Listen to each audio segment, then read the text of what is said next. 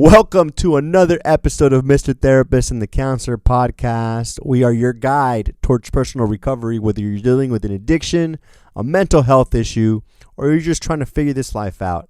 We empower your growth through candid conversations and demystifying the process of therapy. I'm Manny Romero. Jesse O. This week our guest is Morgan Link, LMFT. We talk about sex therapy. We talk about working with teens. We talk about working with families. We talk about working in recovery and addiction. So much. Make sure that you subscribe to the show. Share this show with your friends, your family members, and let's go. All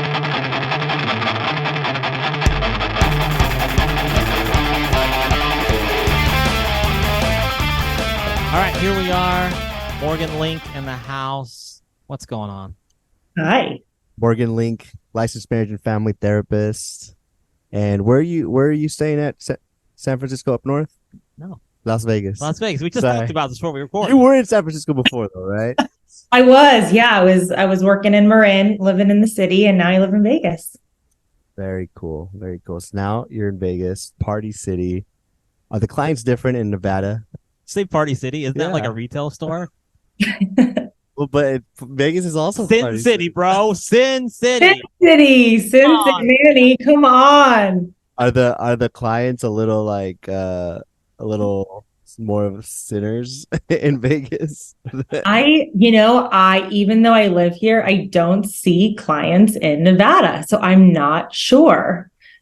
But yeah, I mean, I would imagine there's so much more temptation here.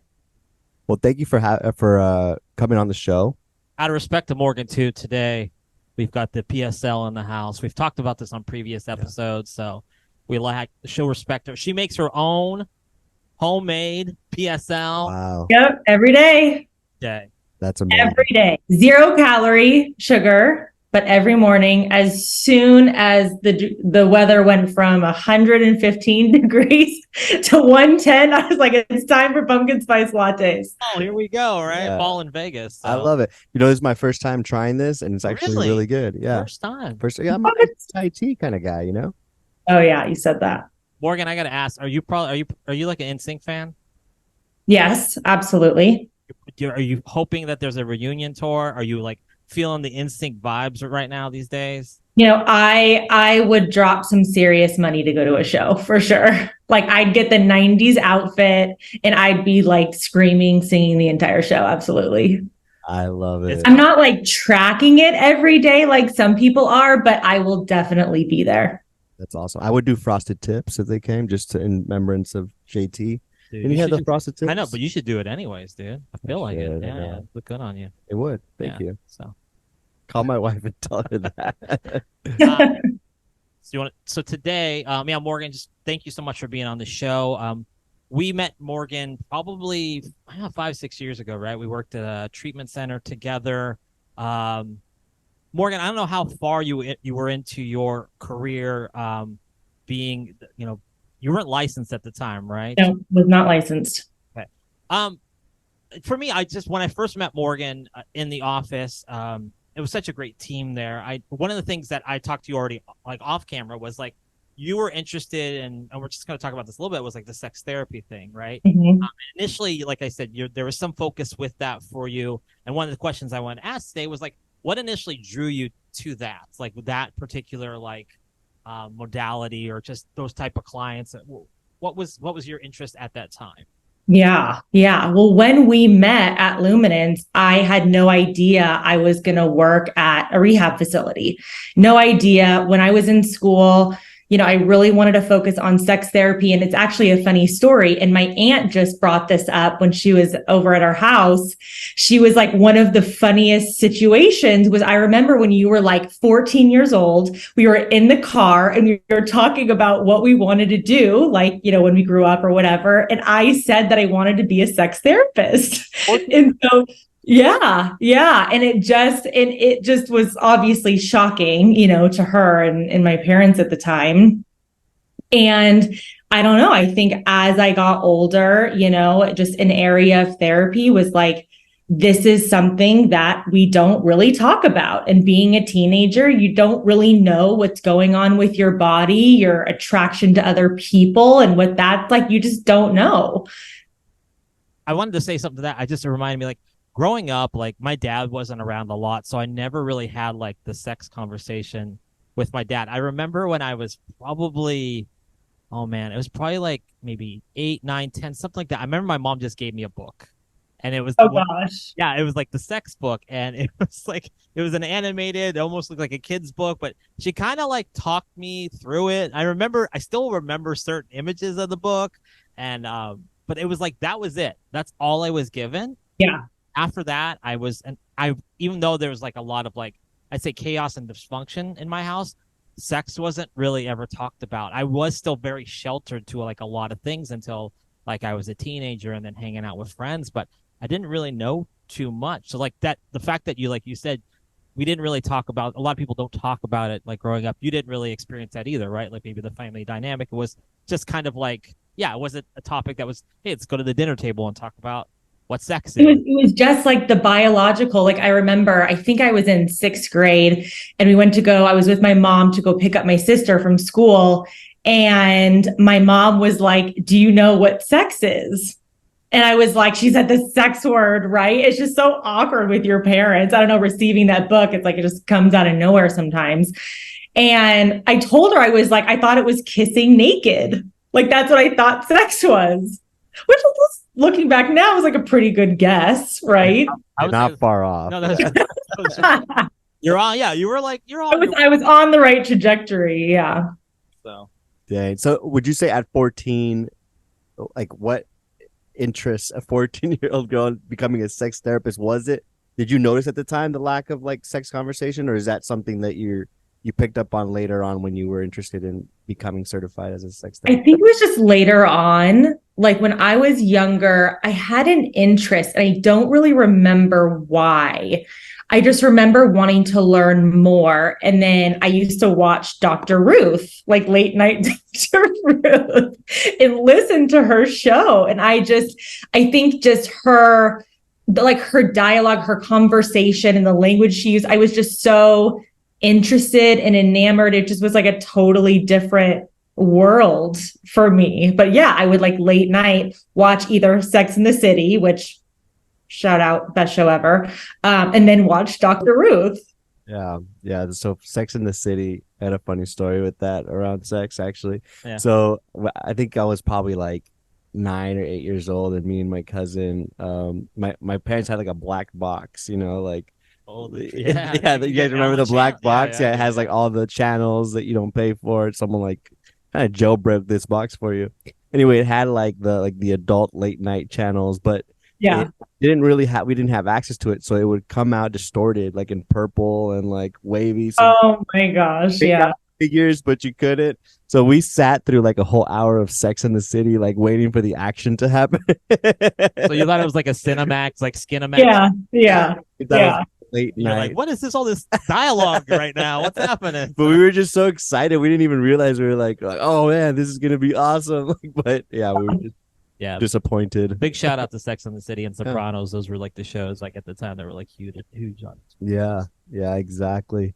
And shout out to Dr. Ruth.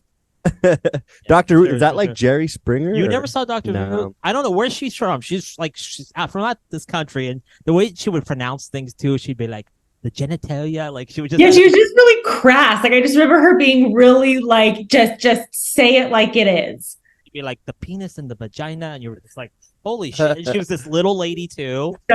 Yeah. So it was like quite like shocking that this little lady had this like powerful like message and very like not graphic, but she was just talking about what sex was. Yeah. What did you took some classes in sex therapy and you did a little bit of work in that area. What do sex therapists even do? Like what is the role of a sex therapist for a client that's like, you're working with a client? What are some problems that clients come to a sex therapist for? Yeah. I mean, I did the sex therapy course and probably took me about a year. And I mean, it's like everything, right? Even sex therapy, even though that's like a niche area, there's still so many areas you can go with that. Anywhere from like an elevator speech telling your partner about something that you've been through, or, anything related to sex, to talking about pain with sex, talking about your body, talking about how to even talk about sex, like your family background, like what is intimacy, right? I mean, it's so broad. And so it's really just kind of everything you would think, but on a broader scope in regards to like from anatomy to like the medical model of sex therapy to just like relationship and intimacy, and even, how to, maintain intimacy when we have a baby, or when, we're 2 years in the relationship. How do we spark things up to, this is something that happened to me, that's, traumatic. So it's like literally everything under the sun as it relates to sex. So it's like, that is what I think opened my eyes the most, is that even though this is like a niche area, I'd be like, okay, I'm going to learn everything I need to know about this in this course. It really is, okay, now this just opened a door to what you can learn more of in this area. Love that. I mean, I feel like sex is, in a lot of the couples I see, like it's one of the biggest issues that like couples come up, like, they end up having. And usually like there's nothing, sex life is good. It's satisfactory for both couples in the beginning. And then, like you said, some transitions come along, whether it's having a baby, moving in together, getting married, whatever it is. And like stress, things get in the way, and people have a really hard time knowing how to talk about it or how to bring it up to each other. And part of it probably is the root cause of what we all talked about right now, right? And our families, like, it's like we didn't know how to talk about it. So, right. Like, how do you approach the subject? Yeah, exactly. And I think that's why I wanted to start just studying it and getting the language and getting some of the tools, because it's like, I never really had that when I was younger. It's like, I think, parents do the best they can. Right. And it's awkward for parents to have that, because this is your child, this is your baby. And now they're, masturbating or, wanting to do all these sexual activities. And you're like, wait a minute, this is my baby. Right.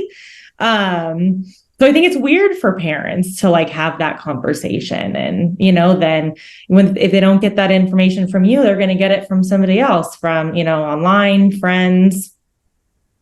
I'm glad you said that. And I was just about to say, that's probably my biggest anxiety is like, one, like it'd be really hard to talk about this with my kids, but then two, like I'd be really afraid that if I don't, like who are they gonna like where are they gonna get their information from then, right? Like it, and it's, as a parent, like it's almost like you have to put yourself through the experience, through getting used to talking about it before you can even talk to them about it. If you're not comfortable with it, you're going to bring all this anxiety into the conversation, I feel like. Yeah. Totally. It's like therapists, right? If you're not comfortable in the room, how is your client going to feel comfortable talking about it? Yeah, so true. So meeting at Luminance, it's a program that isn't in Orange County. It's not around anymore, but we met there. So that was the start of your journey. And then from there, like where was the trajectory for you, like with what was next after that? Like working, so you started working in treatment. That wasn't something really like, I don't know if were you ever drawn to working in that? Or was you kind of like, hey, this is my gig right now, I'm getting my hours, like what? Kind of take me a little bit. Yeah, it was exactly that. I was in grad school and I started working for a school-based program, but it was like September and I had maybe one client at the time. And I was like, this isn't going to work. How am I going to get my hours? And then that's when I interviewed at Luminance, and, we all had that experience together. And I had, an amazing supervisor, Ann Arnold, who just really changed the way I viewed people struggling with addiction, right? And really, really enjoyed working in treatment. And after that, I wanted to work for another company called Newport Healthcare and started working there. And their focus is more so adolescents. They do also serve young adults, but at the time it was an opportunity with adolescents. And I was like, hey, this is an area, where I kind of started with the sex therapy of wanting to like work with this population, and then started working with adolescents, and it just was a totally different experience. I mean, working with adolescents is totally different. I want to ask one quick question about Anne, who was your supervisor. What was it that she did like open your eyes to? If you could like somehow like summarize what helped you shift, or what did she show you that like made you see like or draw or get passionate about like the direction that you went in? I think, it really was just her personality and how she saw people, right? People in therapy, people seeking recovery. And she really opened up my eyes to kind of like not only just the stigma, but also like really being able to recognize people's fight and wanting to recover and really seeing kind of the other side of the coin, like what's working, what keeps them continuing to show up, what keeps them wanting to fight, helping them find a sense of community and really seeing the other side of things. Because I think so often, we also focus on, the trauma and really just the areas that people struggle when they're trying to recover. And Anne really opened my eyes to like, well, let's focus on some of the things that keep them going, that keep them showing up.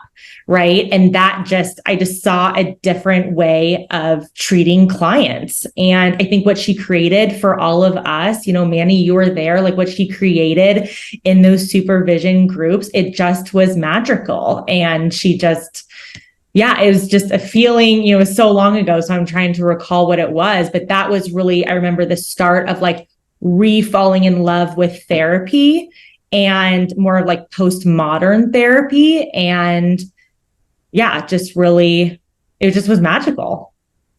Yeah, it was awesome.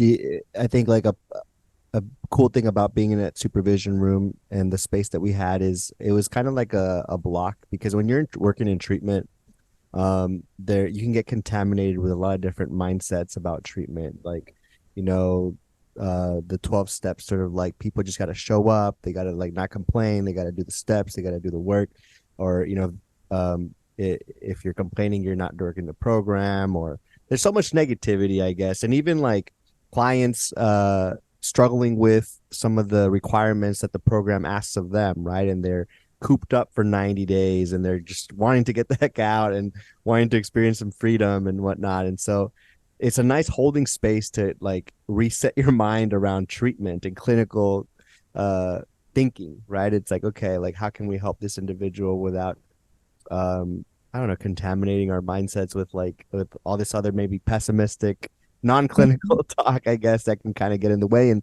lead to a therapist being burnt out. Yeah, I was so great with that. Morgan, what was it like to work in addiction for your first time? Like what did you struggle with the most, or was it like a really easy transition for you? I mean, I think it was a totally different world for me. I mean, like, in grad school, I remember taking our course on, substance abuse in the field or whatever the title was. And really even learning like what substances clients use. Like I didn't even know what that was. I didn't know the depths that it brought people to, right? I didn't even know what the substances were. And so I think it's like, for me, it was starting at ground zero of like, okay, what are the substances that people are using? Where does that lead them to? What does that look like? What do they lose as a result? What is that fight like? So I think it was just starting from scratch. Like I didn't know anything. And so that's when I started working at Phoenix House, that I was kind of in shock. Like I feel like I didn't really know what to do, but to sit there and just be kind, be positive, be validating, and really learn about their experiences. And I think that's when, shortly after working at Luminance, that Anne really taught me like how to have those conversations with people that are struggling. Like I knew to be empathetic and, show up and being consistent and unconditional positive regard. Like I knew all those basic tools as, what we bring to clients as therapists, but I didn't know like how to then take the next step in the conversation. Like, what does that look like? I had no idea. Yeah. I think a big part of my transition into treatment was I never identified as an addict. I know that's really big in the treatment community, and for a group of clients to accept you, right? Well, Rick, I want to say that like it's really powerful to hear like Morgan say like, just even getting the idea of the the farmer, whatever, Yeah.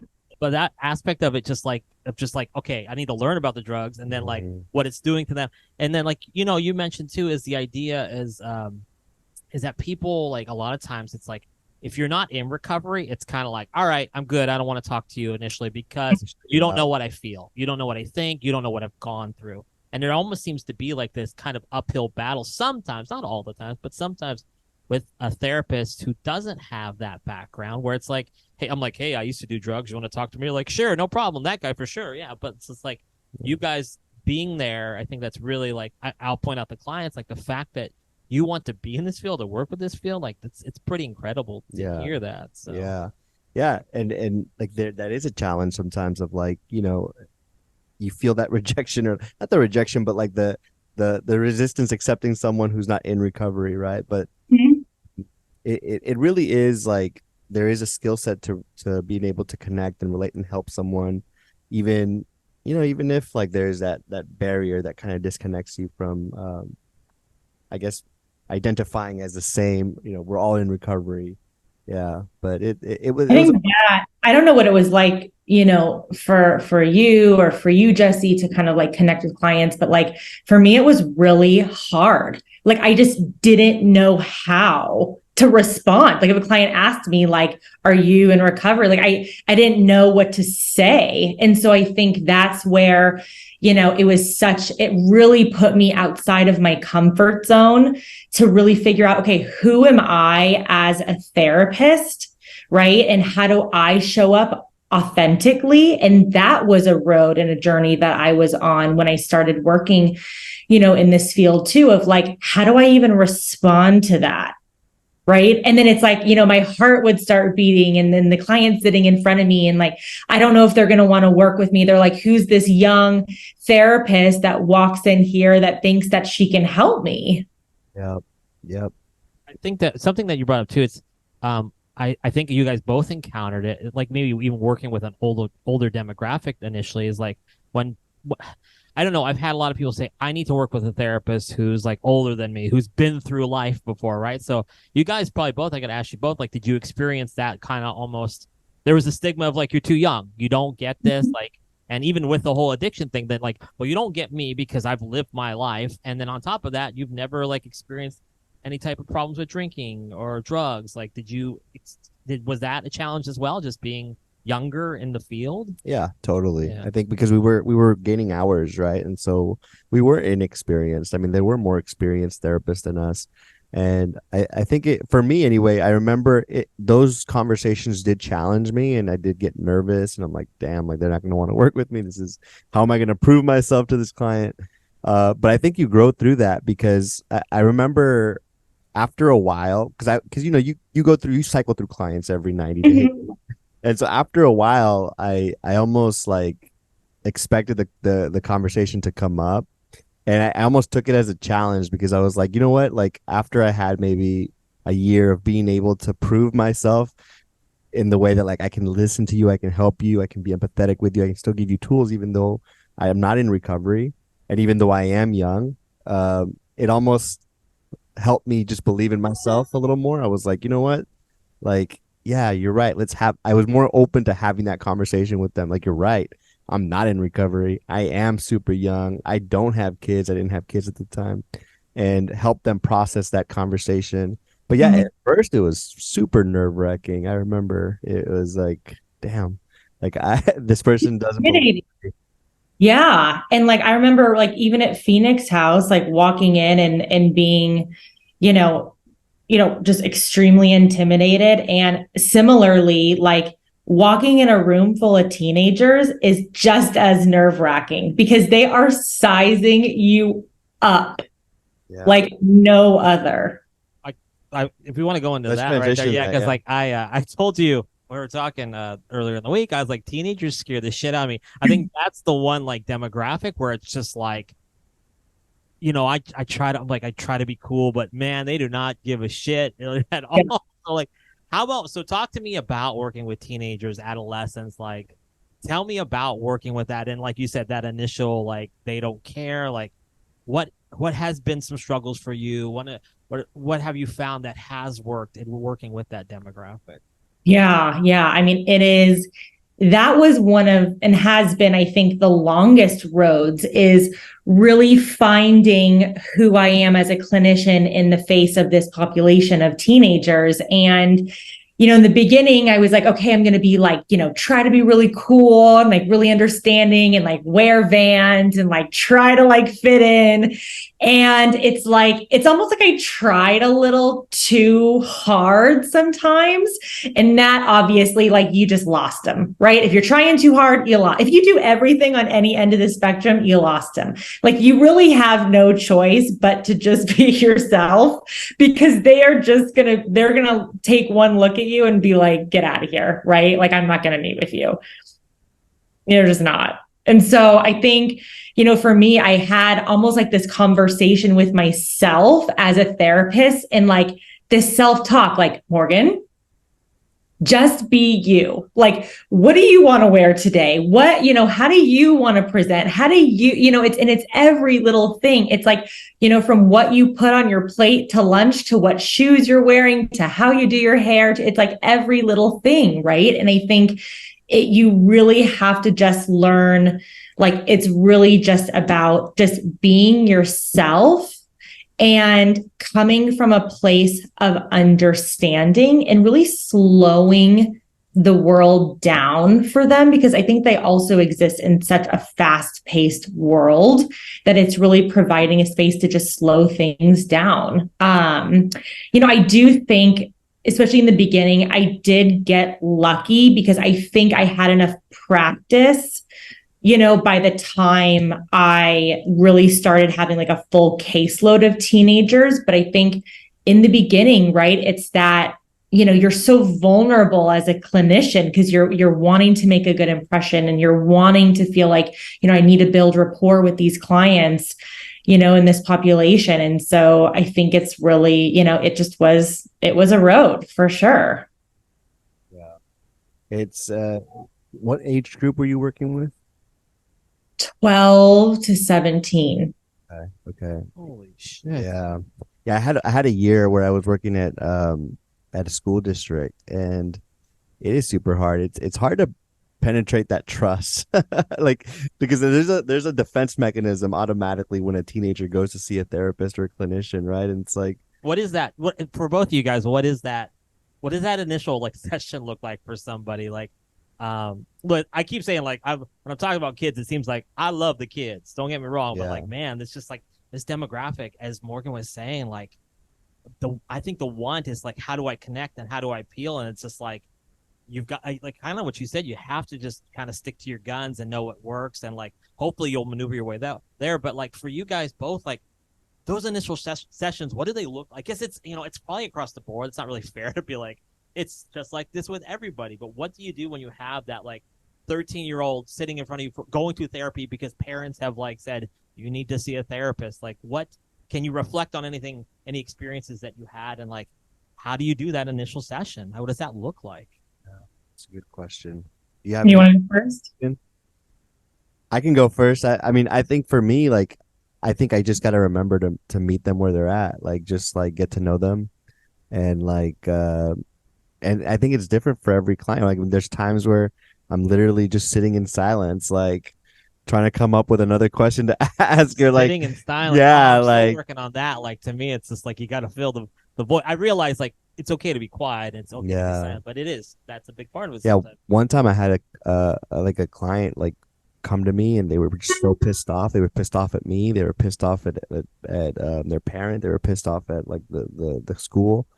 And I remember like sitting with them and saying like, hey, it's okay. Like, you can be pissed off. Like, I understand. I get why you're pissed. And just know, like, I still care about you. And they were like, they weren't even looking at me, and they were just like crying, arms crossed, mad. And I was like, hey, like, you can be in here as long as you want to be, like, um, and I'm here. And then like nothing, and I stayed quiet. Probably I felt like an eternity. And then they kept crying. I'm like, it's okay. But I just, and I almost have to talk myself up. I was like, don't give up on this client. Like they're still in this room for a reason. That Mhm. means something. Even though they're mad at you, they're not talking to you, they're not giving you anything back. They're sitting in this room. They could walk out whenever they want, and they haven't. So I Mhm. remember just kind of like believing in that to keep myself going.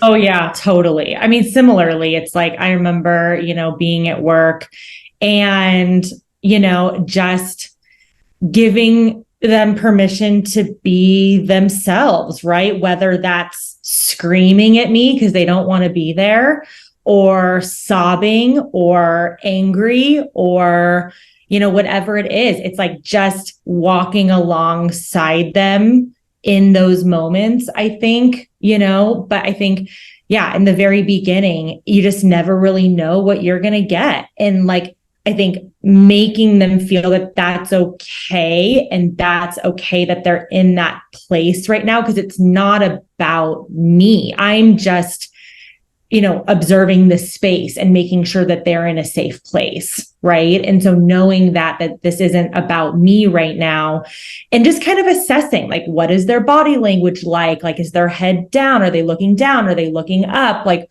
assessing their body language and seeing, like, do I think I can ask them a question right now, or should I just sit here? So I think it's kind of like determining the energy in the room. I'm a big like energy person. Like, what am I sensing from this client? It could be like if I ask them a question and I ask them the wrong question, it's like, okay, just set myself back 3 sessions, right? So I'm thinking to myself, okay, like, what is something that they wouldn't want me to ask? So I'm also kind of guessing a little bit. And sometimes you just take a shot in the dark and you just say, I'm really glad that you're here. And sometimes that to a client can be like, wow, they saw that I was struggling, or, whatever it is. But then sometimes you can say the wrong thing and you shot yourself in the foot. So it kind of just depends. It's kind of hard too. Like I know working for a bigger industry corporation, like when I was working in school, like it's hard because the client, like, you're trying to gain trust with them, but you still you still can't 100% keep everything to yourself, whether it's because it's technically the parent has the rights to know what their kid is saying or not saying, or in my case, like the school wanted to know like what was going on with the student, right? And so it's like, or even if there's like harm to self, threat of harm to others, like there is that, like, that tender trust that, like, it's still really hard because sometimes you do have to betray the trust of your client. And I think for kids, it's just harder for me to like have that conversation just because I know like how hard they worked towards, or we've worked towards creating that trust, or how disappointed they're going to be, or if they've had an injury before that I'm aware of, but I'm like, oh gosh, I'm just going to feel like this is going to add to that, And I don't know. For me, I'm very like aware that I'm like, it's just something that it was really heartbreaking to do at times when I had to do it.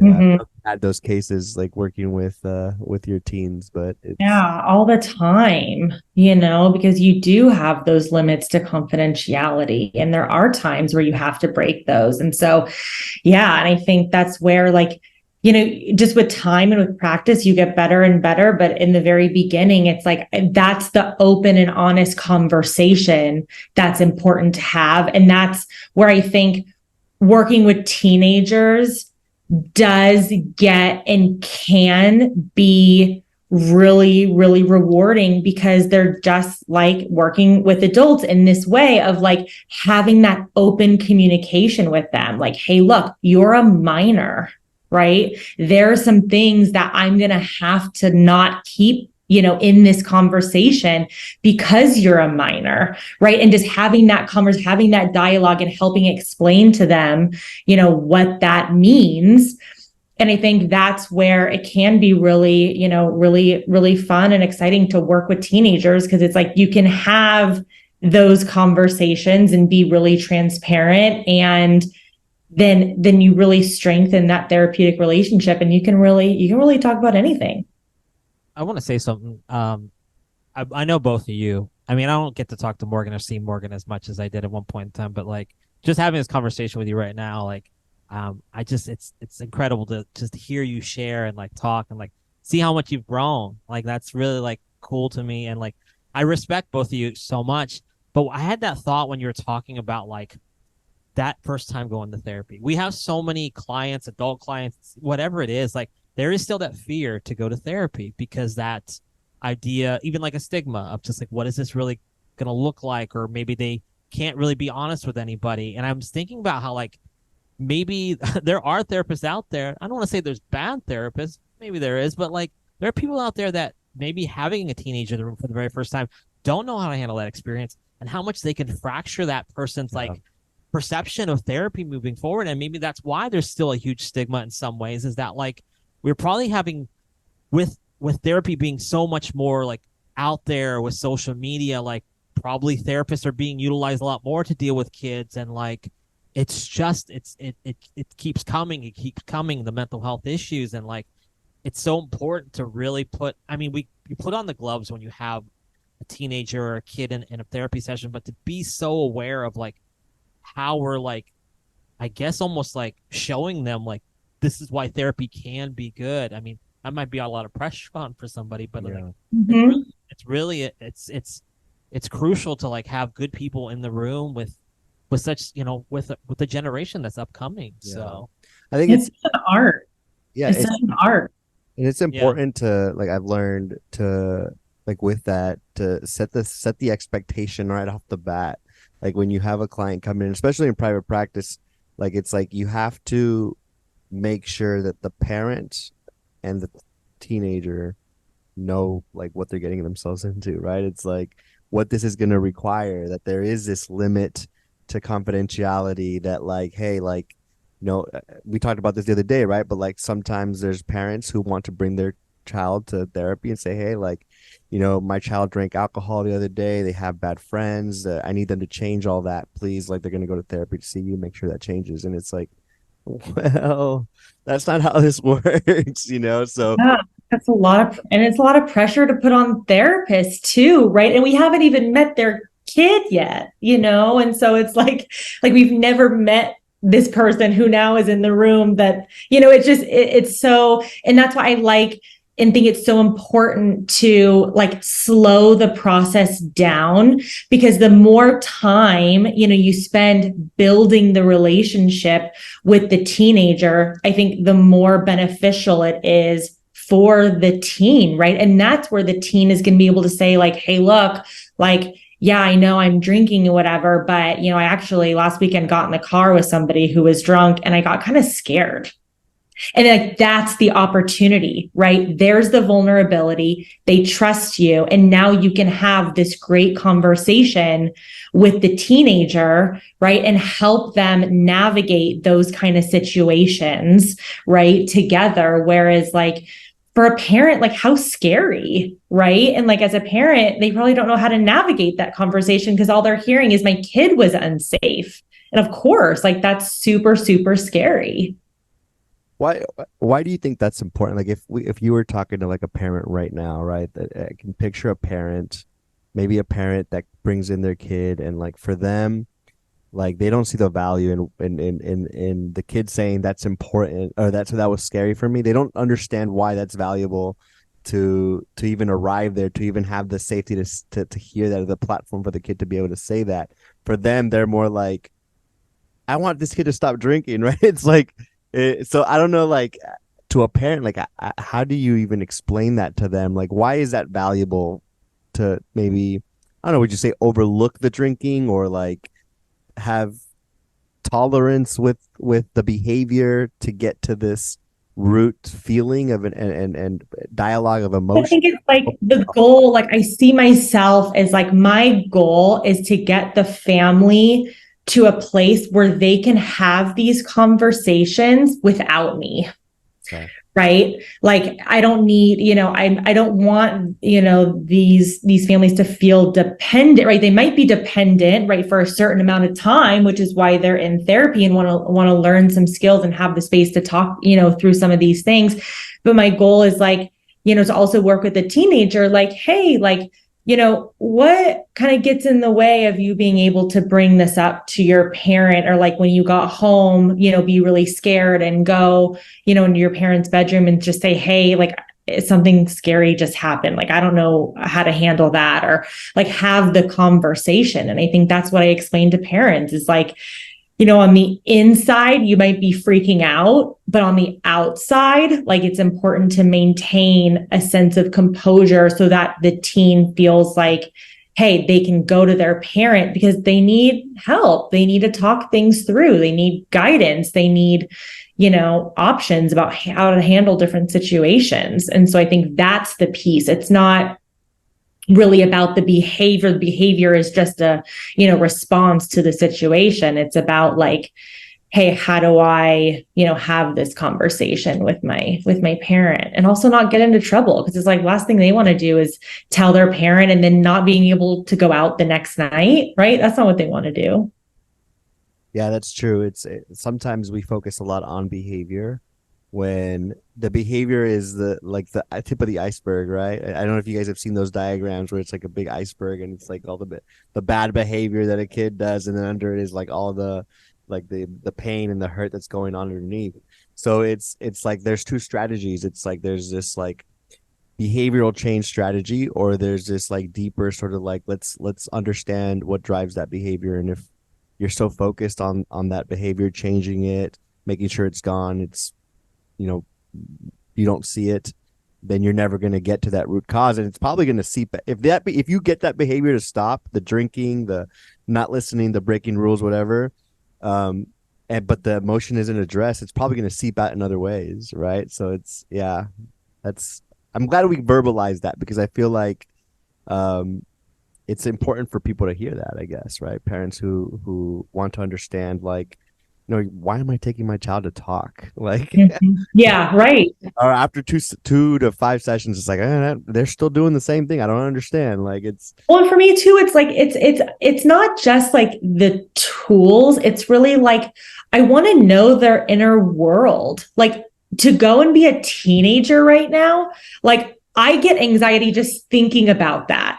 Like with everything that's happening, like to be a teenager right now and the pressure, it's so hard, right? And to fit in dating, it's just like all of it, right? It's so hard. There's so much pressure. And I think like that's the place that I like to come from and really enjoy having the conversations with the teens. It's like, I just want to know your inner world. Like, what is it that you're experiencing?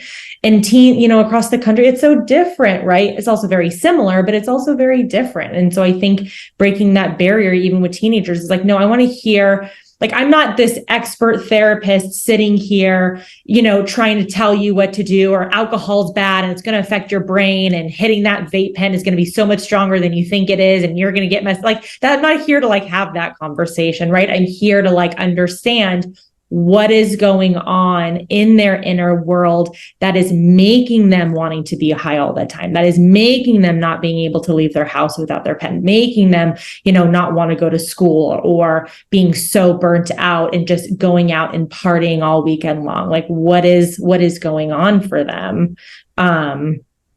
Which I imagine is probably really scary for a parent to have that conversation, and sometimes you just don't know. We talked about that show Euphoria, right? Like, you just don't know sometimes what's going on, or what they know of, or yeah. Yeah, no, we had talked about that a little bit, and I just watching that show, talking. I mean, I've said teenagers get scared the shit out of me, but I'm scared for them and what they have to deal with on a day-to-day basis. And if it's like, and we talked about too, just the idea of like how sex is presented to such a younger generation. I remember talking to this female client, and she was saying like the new way to like say, I love you or express love is through nudes. Like, that's how the people should express like how they feel for each other, like how much you like somebody. And I'm just like, through nudes, is it? Yeah, that's I really like. Who are you sending nudes to? You didn't get no, but like, I had a 20-year-old client, or she was like 19 or 20, and she said basically like boys. For her at least, it was just like, this is how we express love or show how much I like you, is like, you'll show me your that. And I'm just like, holy shit, is this where we're at right now? It's just it's just everything that they're living in, like, everybody has access now to like, social media, or like, my daughter's already like, she knows how to like run my phone, and I'm just like, what the hell, like, where did I screw up? But it's kind of in our, not in our DNA, but like it's embedded, and then it's like, that just screams anxiety for me. I feel like every kid's probably walking around with some type of anxiety, or at least I know what anxiety feels like now. So yeah, I think as a parent raising two girls, one of the things I really get scared of is the teenage years, because like I'm very aware of the amount of control I have over my kids right now, and every year they get older, every day they get older, I lose more and more control over them. Right, they start realizing their independence. They start realizing, right, whether it's like, my 11-month-old, like whenever I want to pick her up, I can pick her up, take her wherever I want. Compared to my 4-year-old, right? If I want to pick her up, she'll, dad, no, get off me, like, and she'll go wherever she wants. So like that's very small example, but as she becomes from 4 to 5 to 6 to 10 to 15, more and more loss of control I'm going to be experiencing, and like more anxiety for me as a parent. So I think this is an important, I don't know, for parents, I think like it's an important realization to have of like, we can't control our kids. Like we really don't have control over our kids. And maybe this is a strategic way of looking at it, but like if you can learn how to talk to your kids, if you can learn how to access those emotions, how to like become a communication ninja to get past the behavior and learn how to talk about deep feelings with your kid, that's going to be your best route to stay connected to your kid, not through controlling behavior, right? Telling them this is wrong.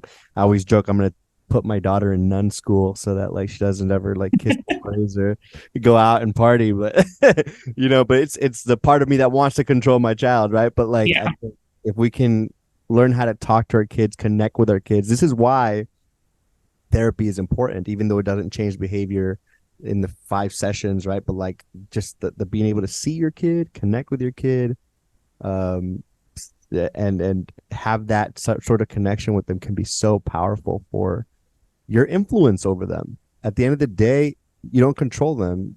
You have a better chance of influencing them, right? But they have to be open to that influence. Mm-hmm.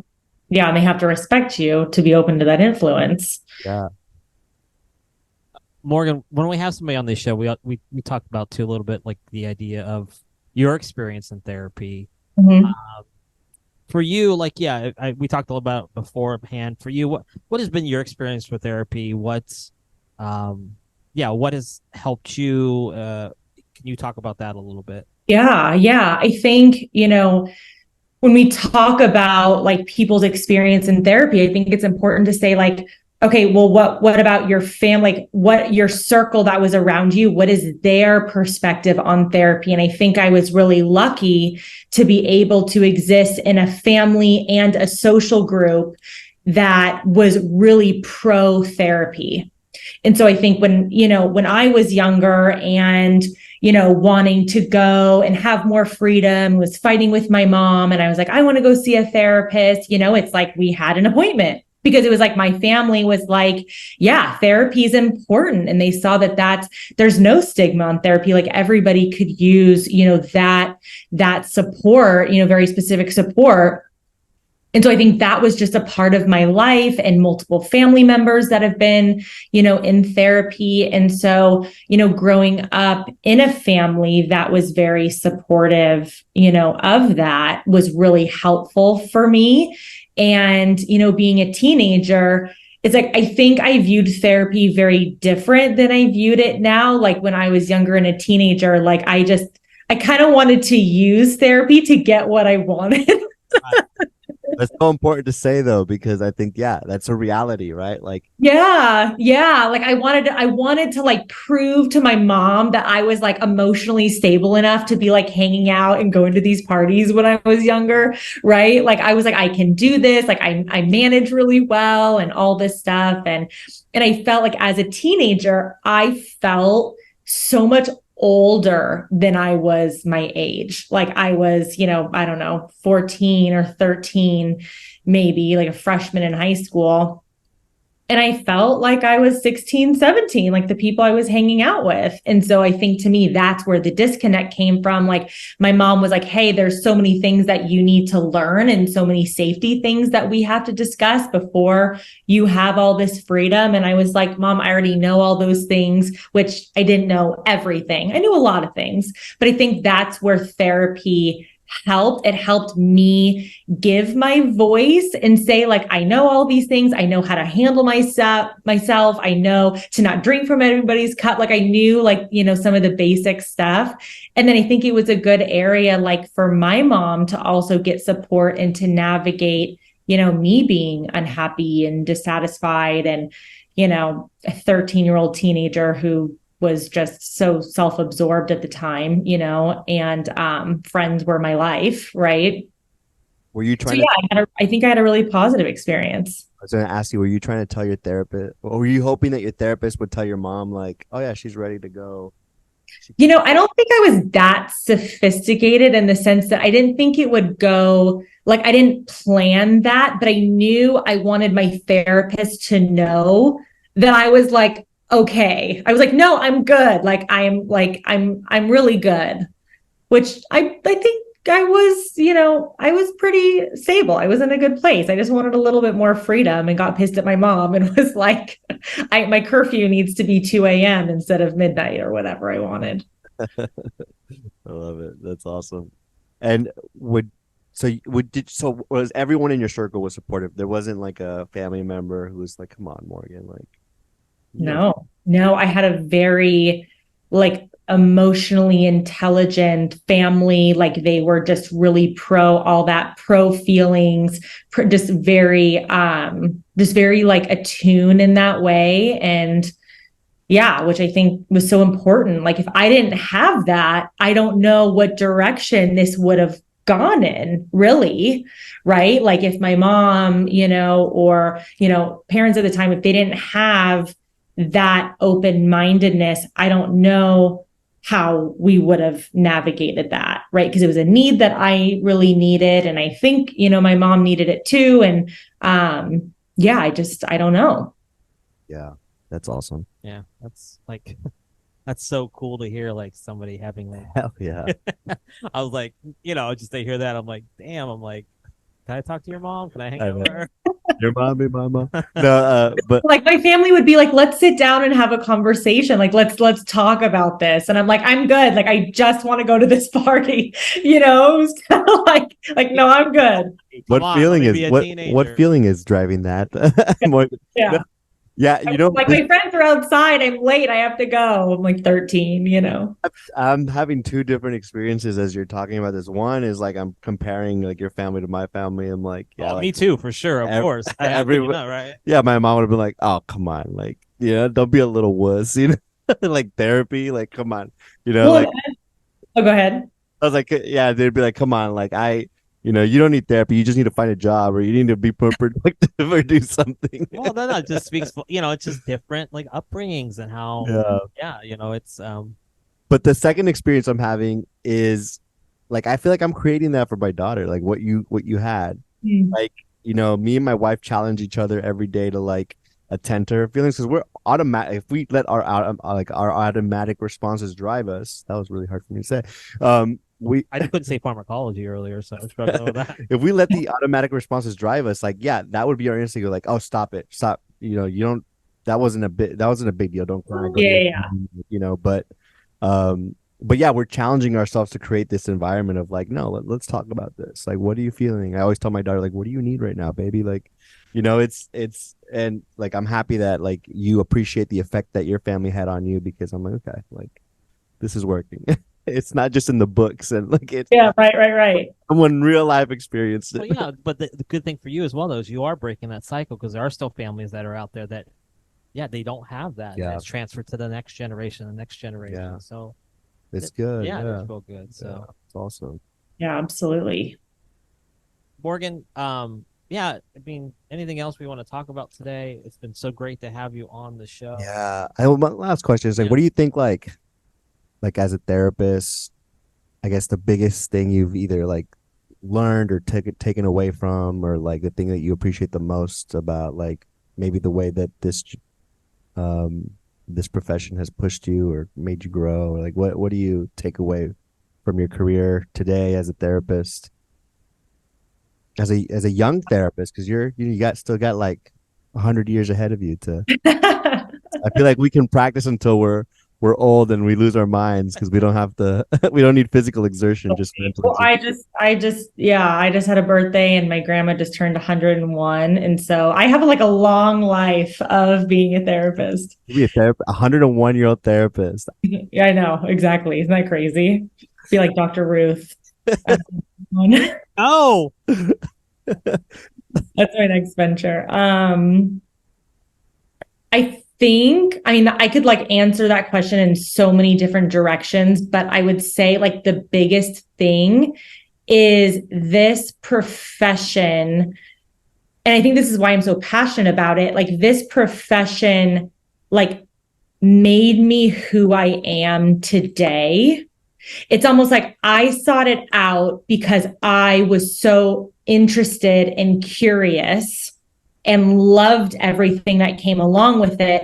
But it's almost like it's given me more as a person, as a family member, as a partner, as what I want to do in my life, my ambition. Like it's given me so many more opportunities than I ever thought it would. Because it's like, you go to school or meet people out or whatever, and you're like, oh, I'm a therapist. There's still this like a little bit of this edge there, right? Oh, you're a therapist. It's just like, instead of like, oh, I sell insurance or, oh, I do this or I'm in sales, like it's, oh, you're a therapist. Oh, okay. It's still kind of taboo, right? Gonna psychoanalyze me right now. Yeah, just all of it. You know what I'm thinking? Are you going to watch my behavior? Just everything that you think that they say, right? And it's still like a little taboo, which is why I love you guys are doing this podcast because it's really just breaking the stigma of like who therapists are and, we're just normal people. But I think it gave me so much more like back to myself. It was almost like the biggest investment in myself as a person that I'm continuing this journey that I love. But yeah, and it's like, you have those rough days where you're like, wouldn't it just been so much nicer if I could just have a different job? Like it's hard work. It's emotionally hard work. And I have those days, but then it's like really at the end of the day, this is like exactly who I am at my core. And I feel that, and I feel really proud of that. Yeah, that makes sense because sometimes you look at like maybe I could just get a mindless job where I'm just like clicking buttons or something, but Yeah, then anything else, just those days, right?